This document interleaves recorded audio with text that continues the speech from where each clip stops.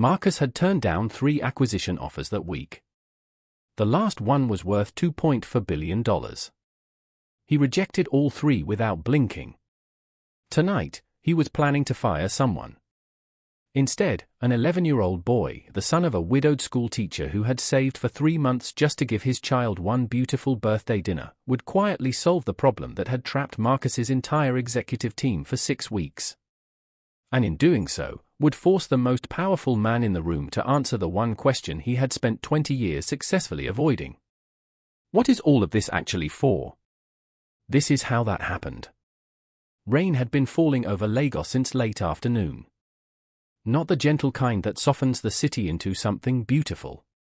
The kind that floods gutters, closes eyes, and reminds every person in this city, rich or poor, powerful or forgotten, that some things do not negotiate with your circumstances. By 7 o'clock, Victoria Island was glittering. The kind of glitter that only money can produce. Neon signs blurred into puddles. Private cars crept past pedestrians taking shelter under awnings. And at the far end of a quiet lane off Kofo Abayomi Street, past a row of trimmed hedges and a brass nameplate that had no need to be large to be noticed, sat Meridian. Not the loudest restaurant in Lagos. Not the most famous. But the kind of place where silence was a luxury item, and the bill arrived at the end of the evening without a price, because the people who dined here did not need to see one.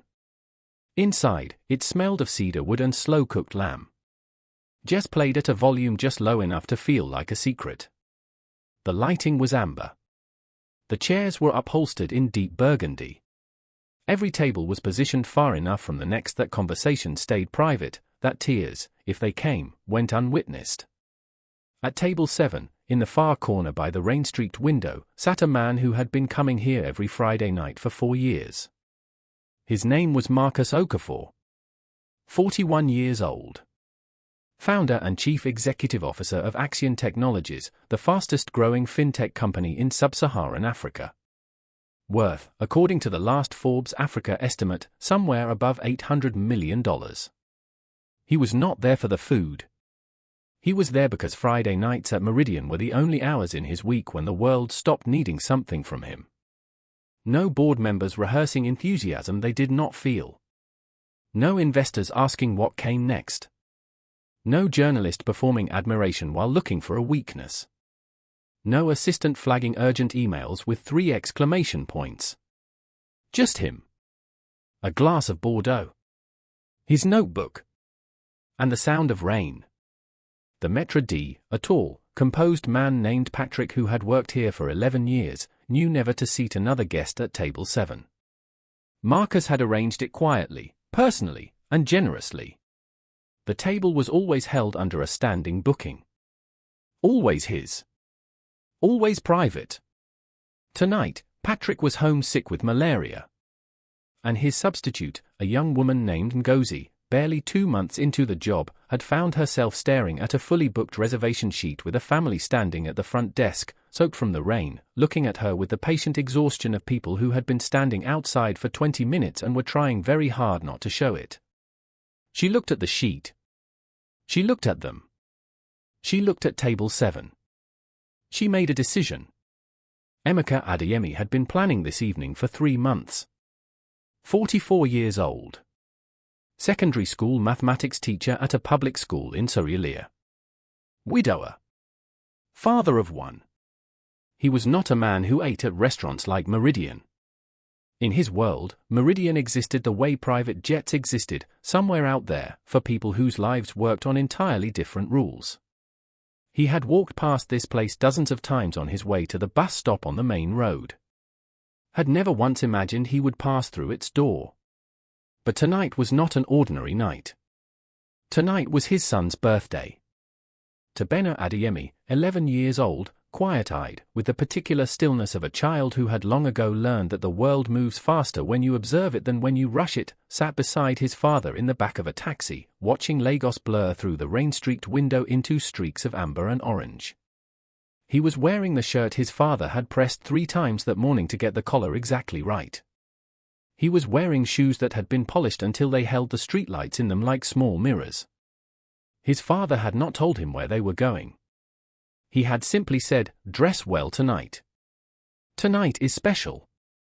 That was enough for Tobenna. He trusted his father's words the way other children trusted gravity, not because he had verified it, but because it had never failed him. The taxi stopped. Emeka paid the driver with notes he had folded carefully in a small brown envelope. Money set aside naira by naira over 12 weeks. He had cut his own lunch every day. Skipped the barber twice. Declined invitations he could not have afforded anyway.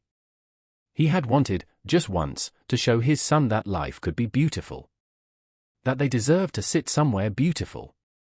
That the world contained more than the weight the two of them had learned to carry between them. When Ngozi led them through the amber-lit room and stopped at table 7, neither Emeka nor Tobenna noticed the man already seated there until it was too late to retreat without making a scene. Marcus looked up from his notebook. A man in a carefully pressed but slightly worn shirt stood at the far side of his table. A young boy beside him. Both of them still dripping softly from the rain. Both of them looking at Marcus with the specific expression of people who have just realized a mistake has been made, and are too dignified to make a larger one by reacting badly to it. Marcus started to raise his hand, to call Ngozi back, to have them redirected, to have the situation corrected. Then he saw the boy. The boy was not looking at Marcus with embarrassment. He was looking at Marcus the way children look at things they find genuinely interesting.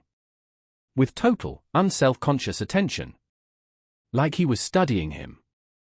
Like Marcus was a problem that had just presented itself and the boy had already begun working on it. Emeka spoke first, quietly. "There's been a mistake. We'll ask them to find another table." "Sit down," Marcus said. It came out flatter than he intended. Emeka stiffened, the precise, controlled stiffening of a man who had spent years learning to absorb indignity without letting it show. Marcus exhaled. "The restaurant is full. Sit down." "It's fine." It was not fine. But he said it anyway. Tobenna had already pulled out a chair. The first 15 minutes were silence. Not comfortable silence. The kind that has weight to it. The kind you can feel. Emeka studied the menu. He ordered the second cheapest item, then quietly indicated the same for Tobenna. Marcus noticed. He said nothing. Tobenna placed both hands flat on the table and looked at the menu the way most people do, not at the dishes, but at the numbers. The structure. The internal logic of how the prices related to each other. "The lamb is marked up approximately 400%, he said. Quietly. To no one in particular. The way you might note that it was still raining outside. Emeka said, "Tobenna." "It's accurate," Tobenna said, without apology. Marcus looked up. "How do you know that?" Tobenna turned to look at him directly. "The cost of raising lamb in Lagos at commercial scale is roughly this much per kilogram. Transport. Processing. Seasoning. Labor. And rent for a location like this," he glanced at the ceiling, the walls, the chandelier. "Is probably 800,000 naira a month. Could be more. So to break even on each cover, they need to recover." "Tobenna," Emeka said again. Quiet but firm. "Let him finish," Marcus said. Emeka looked across the table at this stranger. Something in Marcus's expression had shifted. Not warmth. But attention. Real attention, the kind that does not move. Tobenna finished. By the time the food arrived, the boy had estimated Meridian's monthly operating costs, analyzed their likely profit margin by table and by cover, and suggested, without arrogance, without performance, simply as a matter of fact, that their wine pricing was slightly misaligned with the spending psychology of their actual customer demographic. He said it all the way other children point out that the sky is a particular shade of blue. As observation. As information. Marcus stared at him for a long moment. Then he looked at Emeka. "How old is he?" Emeka said, 11 today. "Happy birthday," Marcus said. He meant it. The conversation arrived the way walls come down in buildings that have been neglected for too long, slowly, and then suddenly. Tobenna kept talking. Not at Marcus. Just near him. And something about the boy's voice, the total absence of performance in it, made the silence feel like it would cost more to maintain than to surrender. Marcus found himself listening. He found himself asking questions. Somewhere between the main course and the moment when Tobenna quietly took out a dog-eared exercise book and began writing in it with the focused calm of someone who simply cannot help themselves, Marcus asked the question he had not planned to ask. Where does he go to school? Emeka set down his fork. Surulere Secondary. Government school. A pause. He's been there since JSS 1. Emeka's voice was measured. The voice of a man who has learned to say certain things without being cracked open by them every time. There has been no mathematics teacher since February. The government has not replaced him. Tobenna teaches himself. Borrows textbooks. Watches things on his phone when there is data. Writes everything down. Marcus looked at the exercise book. He passed the federal government college entrance exam last year, Emeka said. Scored highest in his region. Marcus looked up. But you didn't send him. The fees, Emeka said. Just those 2 words. Completely level. Marcus nodded. He studied Tobenna, who had not looked up from the page, who was filling it now with small, precise equations, completely elsewhere. What happened to his mother? Marcus asked. He wasn't sure why he asked. He rarely asked personal questions. Personal questions invited personal answers in return, and Marcus had things he was not prepared to offer. Adie's passed for years ago. Cancer. The diagnosis came too late. Emeka picked up his fork. Put it down again. She was a nurse. She always knew when something was wrong before the doctors did. Just not soon enough for herself. The candle between them wavered. She would have known what to do with all of this, Emeka said quietly, and for the first time something fractured very slightly in his voice, not dramatically, but the way ice sounds before it gives way. The applications. The visits. The calls to the right people. He made a small gesture with his hand. I understand the work Tobenna does. I see it every day. But understanding the work and knowing what to do with it are different things. And there is no one to ask. He picked up the fork again. The table was very still. Then Emeka said the thing he had never said to anyone. He had not planned to say it. The word simply came, the way true things do when a person has held them past their capacity. Sometimes, he said, lower now, almost private, I pretend not to notice how far ahead of me he already is. Marcus was still. Not because I am ashamed of him. Emeka looked at his son, absorbed in the book, unaware of being watched. Because I am afraid. Of the day he looks at me and understands that the person who loves him most is also the person least equipped to take him where he needs to go. A pause. I don't know what comes after that day. I think about it more than I sleep. The candle had burned very low. Marcus looked at this man across the table. The pressed shirt. The careful shoes. The quiet, iron dignity of someone who had given everything he had, to this evening, to this child, to this life, and was sitting here at midnight, in a restaurant he had saved 3 months to enter, confessing his deepest fear to a stranger. Because there was simply no one else. Something moved in Marcus's chest that he had spent 20 years successfully not feeling. It was Tobenna who broke the silence. He turned his exercise book around and placed it on the table between the 2 men. Your company has a pricing problem, he said. Both men looked at him. The page was covered in calculations. Neat rows of figures. A hand-drawn table. Before we sat down, Tobenna said to Marcus, you were on the phone in the corner. You said the merchant transaction fees were not scaling. You said the board wants to cut one of the segments. Marcus stared at him. He had been on the phone before the Adeyemis arrived. Muttering into his handset about a crisis that had been circling his executive team for 6 weeks without resolution. He had not imagined that anyone was listening. Certainly not an 11-year-old boy waiting to be seated in a restaurant. The problem is not the fees, Tobenna said. It's the segmentation model. You're pricing large merchants and micro merchants on the same curve. But their cost to serve is different by this factor, he pointed to a figure. If you separate the curves here and apply a tiered structure, his finger moved, the margin gap closes. You don't have to cut anyone. Complete silence. Marcus pulled the notebook toward himself and studied it for a very long time. His team had been working on this problem since the first quarter. 2 analysts with postgraduate degrees. 1 international consultant. 6 weeks. No answer. The answer was on a page in a child's exercise book. Written in blue ballpoint pen.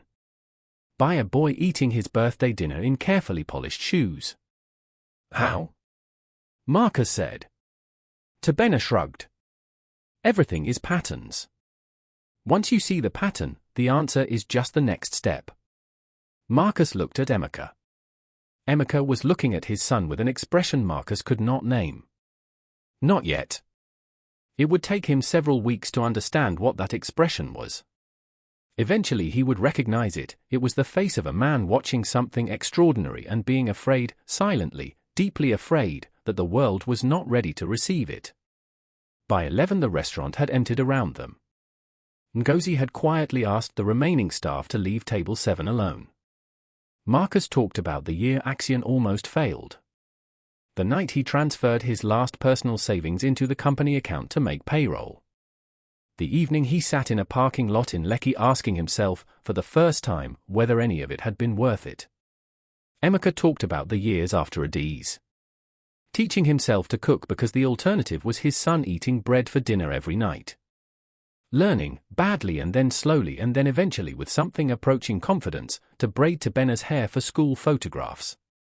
Sitting at his kitchen table at 2 in the morning watching his son sleep and understanding, for the first time, that grief is not something you survive. It is something you carry until it becomes light enough to walk with. At some point Tobenna fell asleep against his father's arm, exercise book still open on the table. Marcus looked at the sleeping boy for a long moment. I know someone at the African Leadership Academy, he said slowly. And I sit on the board of a STEM foundation. I can't make promises tonight. But I know what exceptional looks like. I have been looking for it in boardrooms my entire career. He looked up at Emeka. I think it just sat down at my table. Emeka was quiet. Why? He asked. Simply. The question of a man who had learned that people with power rarely move without a reason that serves them. Because nobody made this call for me, Marcus said. When I was nothing. When I needed someone to open a door. Nobody did. He looked out at the empty restaurant, the dark rain on the glass. And I have spent 20 years building something remarkable, and eating alone on Fridays, and I think, he stopped. Started again. I think I have been sitting at this table waiting to remember what any of it was for. The rain had stopped. Neither of them had noticed when. They left Meridian at 11:50. Emeka carried Tobenna on his back. Marcus walked them to the entrance and called his driver. Let me drop you, he said. Emeka hesitated. Then, okay. In the car, on the quiet wet road towards Sorulia, Tobenna stirred. Looked at the ceiling. Said, to no one in particular, the segmentation model will need real transaction data to validate. Do you have the logs? Emeka pressed his hand over his face. Marcus turned from the front seat. And he laughed, real laughter, sudden and unguarded, the kind that arrives before you can decide whether to allow it. The second time tonight. The second time in a very long time. Yes, he told the boy. I have the data. Tobenna nodded. Went back to sleep. The scholarship committee met on a Thursday. Marcus had spent the 11 days since that Friday evening moving carefully and quickly through the right channels. He submitted the application. He requested the review. He made the call to the foundation chair and said only, look at this boy. The committee gathered in a glass-walled conference room on the third floor of a building in Ikoyi. 5 people. A long table. A portfolio with Tobenna's name on the cover. Emeka had travelled from Surulere that morning. He wore the same pressed shirt. He sat in the waiting area outside the glass door with his hands folded in his lap, very still, the way he had learned to be still when the outcome was out of his control. Tobenna sat beside him. He was not nervous. He had brought the exercise book. After 30 minutes, they were called inside. The committee asked Tobenna questions, gently, professionally, the formal language of people performing thoroughness. Tobenna answered each one. Calmly. Precisely. Once or twice he went further than the question, working through implications the committee had not asked about, following the thread of the problem to where it actually ended. The room was politely attentive. Emeka watched their faces. And he saw it. The thing he had feared. Not from cruel people, from ordinary ones. The small recalibration that happened behind their eyes when they looked at the boy's file. Government school, Surulere. No verified transcripts. No assessed academic record. He watched one committee member glance at another with the precise micro-expression of a person lowering their expectations. When they stepped back into the waiting area, Emeka heard it. He was not meant to hear it. The door had not closed fully, and one of the committee members, not unkindly, in the calm and reasonable voice of someone simply stating what seemed obvious, said to the person beside him. A child from that background may be gifted. But gifted is not the same as prepared. A second voice, quieter, the school record alone is a concern. We'd essentially be gambling the cohort's credibility on one afternoon's performance. Then the door clicked shut. Emeka heard it. All of it. He sat down slowly in the chair outside. His hands found his knees and rested there, very still, the way his hands went still when he was holding something that he could not allow himself to drop. He did not look at Tobenna. He could not look at his son right now, at the pressed shirt, at the polished shoes, at the exercise book still open in the boy's hands, and trust his face to remain what it needed to be. Tobenna was looking out the window at the street below. Calm. Composed. Somewhere entirely his own. Emeka looked at the floor. He thought of every morning he had stood at that ironing board. Every lunch he had skipped. Every invitation he had declined. He thought of the naira saved in an envelope. The borrowed carry-on bag that he already had a plan for, that he had already imagined packing. He thought of Adi's, of her hands, of the way she would have already known 3 people to call, 3 doors to knock on, 3 things to say that he did not know how to say. And then, sitting outside a glass-walled conference room in Ikoyi while 5 professionals discussed whether his son was worth the risk, Emeka Adeyemi thought the most painful thought a loving parent can think. I have done everything I know how to do. And it may still not be enough. Tobenna turned from the window. He looked at his father. And with the quiet, precise attention of a child who noticed everything and said only what mattered, he said, "You're doing that thing where you go very still." Emeka looked up. "I'm fine," Emeka said. Tobenna studied him for a moment. Then he looked back out the window. "Okay," Tobenna said. But he shifted slightly in his chair. "Closer." They sat like that, father and son, side by side, in a waiting area that had not been designed for people like them, and Emeka pressed his son's quietness into himself like a bandage over the place that hurt. The rejection letter arrived 10 days later. Not a full rejection. A deferral. Insufficient academic documentation. Unable to verify candidates' performance against standardized benchmarks. We encourage reapplication with formal records. Marcus read it. He sat at his desk for a long time. Then he called the head of mathematics at the University of Lagos. A man named Professor Chukwuma Ease, whose academic reputation was, to put it simply, not a thing people argued with. Marcus said, "I need a favor. Spend one afternoon with a boy in Surulere. Write down what you observe. That is all I am asking." The professor called back 48 hours later. His voice was different. Quieter. More careful. The voice of a person choosing words because the ordinary ones would not be adequate. He said, "Marcus." I gave him 3 problems. The first 2, I used them in second-year undergraduate tutorials. He completed them both and found an approach on the second one that was more elegant than mine. A pause. The third problem is one we use in postgraduate seminars. Problems that our master's students sometimes sit with for a week. Marcus said, "How long did it take him?" 22 minutes, the professor said. And then he sat quietly for another 4 minutes. I thought he was finished. But he was checking my existing solution. Another pause. He found an error. A small one, a step where we had assumed a constant that is not strictly constant. 3 of my lecturers had not caught it. Silence. Write all of it, Marcus said. Every problem. Every solution. The error. Write it exactly as it happened and send it to me today. Before he sent anything, the committee chair called him. Her name was Dr. Funmi Adebayo. She had run the Foundation Scholarship Program for 9 years.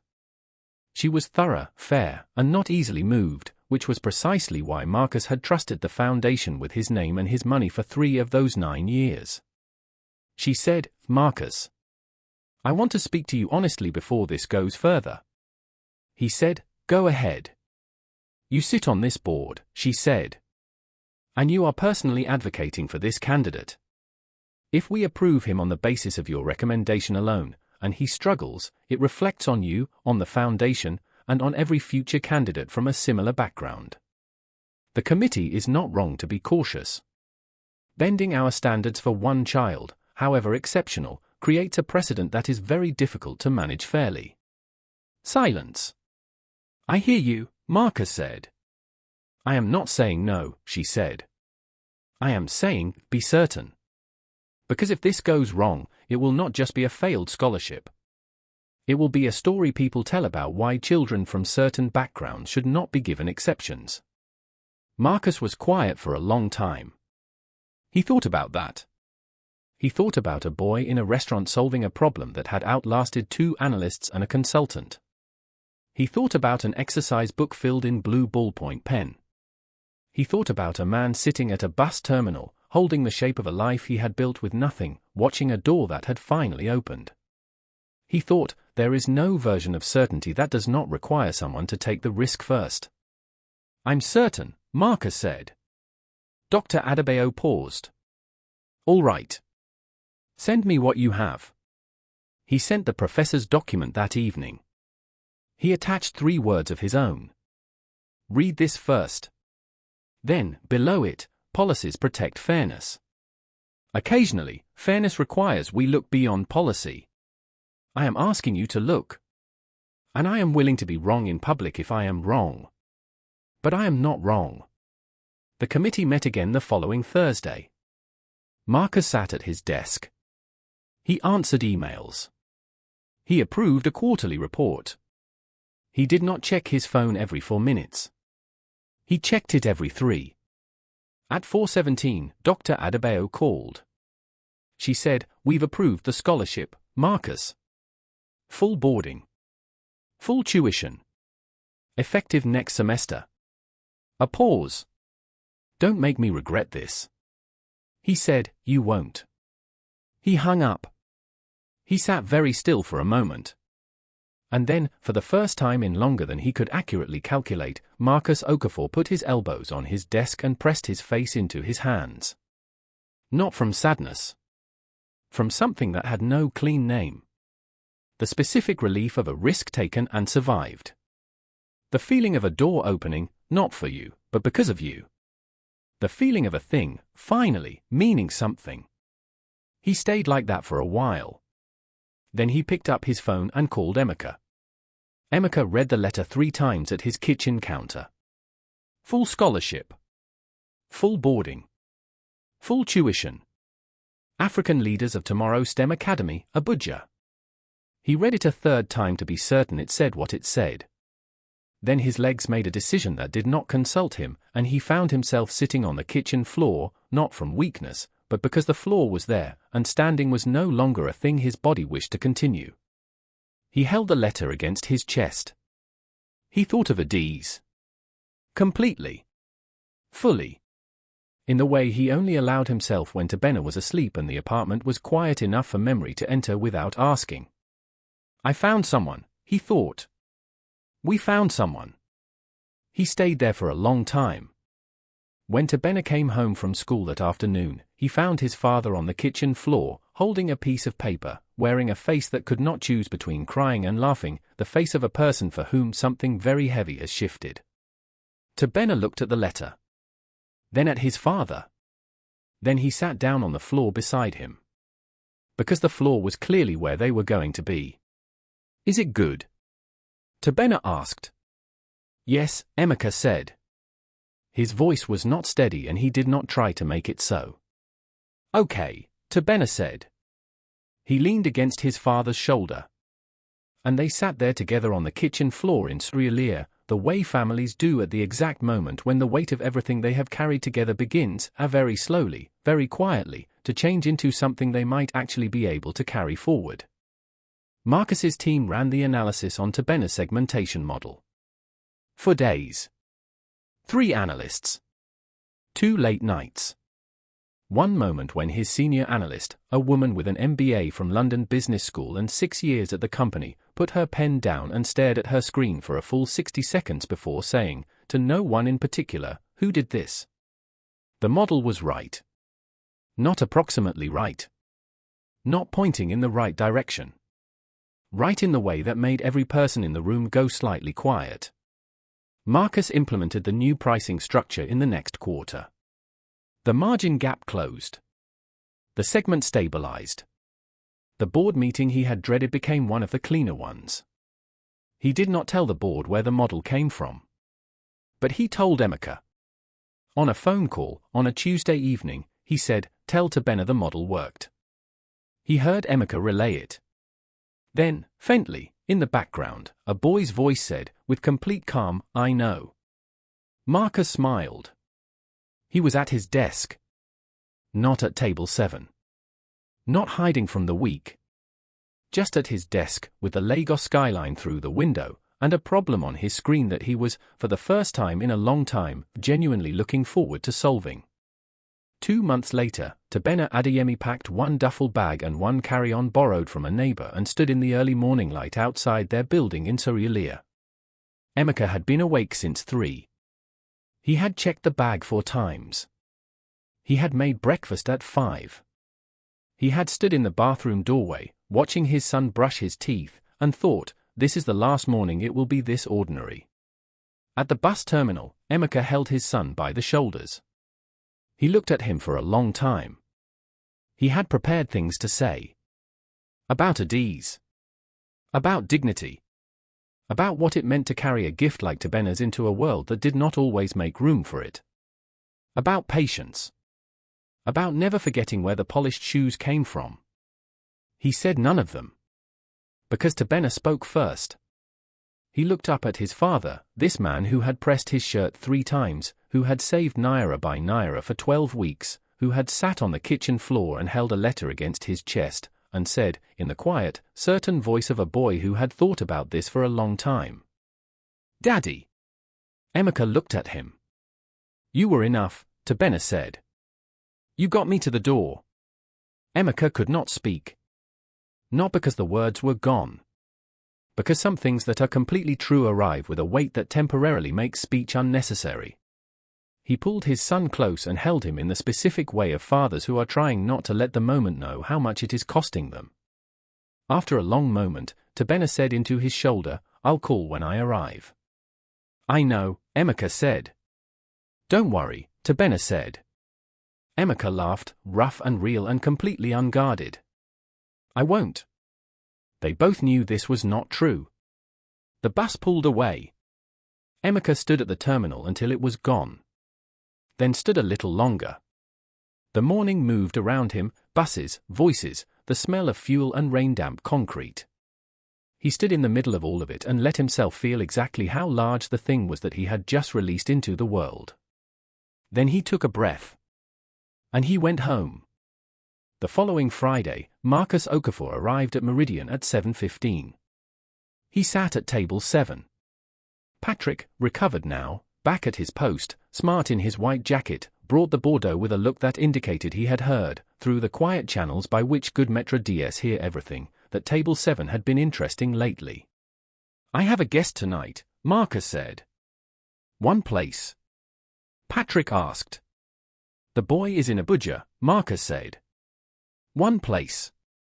Patrick set the table. At 7:30, Emeka walked in. He wore the same pressed shirt. A different tie, deep blue, one Marcus had not seen. He walked through the amber room without looking at anyone, the way a man walks through a place he has decided to stop being intimidated by. He sat down. Patrick poured for both of them. For a moment, neither spoke. Then Emeka looked at the empty third chair and said, quietly, "He called this morning. 3 hours into the first week and he has already told the administration their class scheduling algorithm has an inefficiency." Marcus looked up. "What kind of inefficiency?" He explained it. "I understood the first 2 sentences." Emeka picked up his wine. Apparently the administration agreed with him. Marcus shook his head slowly. The particular shake of a man who finds the world more astonishing than he had been willing to admit. "Thank you," Emeka said. "Simple. Without decoration." Marcus looked at him. "You built him. 11 years. Alone. With almost nothing, you built him." He set his glass down. "I just opened a door." Emeka was quiet for a moment. Outside, through the glass, Lagos moved through another Friday night, loud, indifferent, relentless, beautiful. "Adiz would have liked you," Emeka said. She had no patience for performance. "You don't perform." "No," Marcus said. "I just hide." Emeka smiled. "Less than you did." Marcus said nothing. But it was the kind of nothing that means yes. That is accurate. The candle between them was new tonight. Full. Bright. It would burn for hours yet. At the empty third chair, Tobenna's absence was a specific kind of presence, the presence of something that had passed through this table and changed the shape of everything around it. Like the light a comet leaves after it is already gone. Patrick reappeared quietly at Marcus's elbow. "Your usual, sir? Or something new this evening?" Marcus looked at the menu. He looked at Emeka. He looked at the empty chair. "Something new," he said. Somewhere in Abuja, in a dormitory room that smelled of new paint and open possibility, Emeka Adeyemi sat at a desk by a window with his exercise book open in front of him. Around him, other students were finding their footing, learning names, navigating the careful early hours of a new life. Some of them were nervous. Some of them were performing confidence. Some of them were already forming the quiet alliances that would carry them through the next several years. Tobenna was writing an equation. Then another.